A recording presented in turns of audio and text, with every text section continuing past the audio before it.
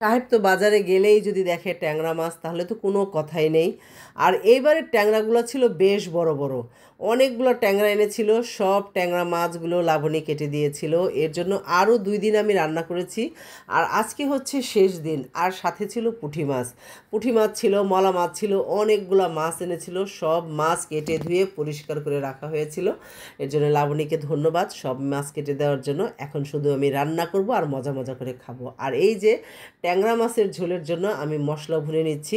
আদা রসুনটা দিয়ে ওই পেঁয়াজ বাটার সাথে একটু ভুনে নিয়েছি। এখন হলুদ, মরিচ, ধনিয়া, জিরা, গোলমরিচ সব একে একে দিয়ে দিলাম, দিয়ে মশলাটা সুন্দর করে ভুনে নিচ্ছি একদম।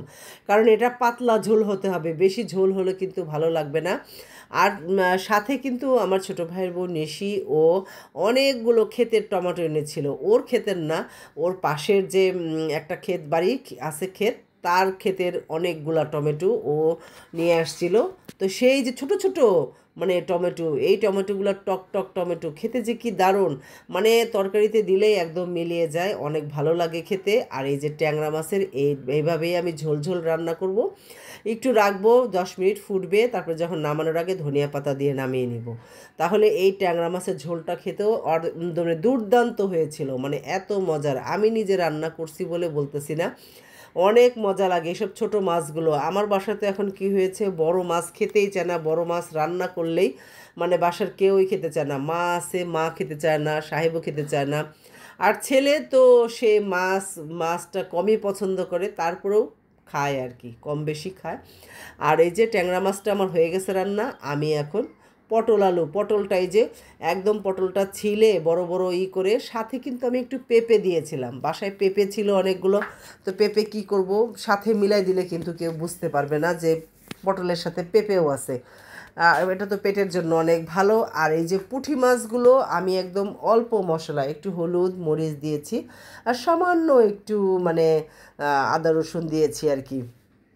ওটা না দিলে জানি কেন জানি ভালো লাগে না। অনেকে আবার আদা রসুন খায় না মাছের সাথে, কিন্তু আমি আবার একটু খাই। খাই কি এরকম, মানে যে আমার শাশুড়ির কাছ থেকে শিখছি যে রান্নাটা ওইভাবেই রান্না করার চেষ্টা করি, এই আর কি। আর এই যে পুঁটি মাছগুলো দেখতেছেন একদম মচমচে করে, এই পাশ ওপাশ মচমচে করে উঠিয়েছিলাম, মানে এত ভালো লাগছে এই খেতে। মানে হঠাৎ হঠাৎ এইসব আনকমন খাবারগুলো খেলে কিন্তু অনেক ভালো লাগে, মানে সহজে আমরা সবাই খাই, কিন্তু অনেকদিন পর খেলে মজা লাগে, এটাই বোঝাতে চাইছি আর কি আমি। আর এই মাছটা খেতে গরম ভাতের সাথে, আমি অবশ্য রাতেও খেয়েছিলাম, দুপুরেও খেয়েছি, আবার রাতেও অনেক ভালো লাগছে। আর এই যে রান্নাবান্না আসলে গরমে সবারই জীবন হাঁসফাঁস। আমার তো ঠান্ডা লেগে গেছে, আমার ভয়েস দেখে আপনারা বুঝতে পারতেছেন আমার কি পরিমাণ। আজকে রান্না ছিল পুঁটি মাছ ভাজা, পটল ভাজা, আর এই যে মুরগির মাংস। ভালো থাকবেন সবাই, আল্লাহ হাফেজ।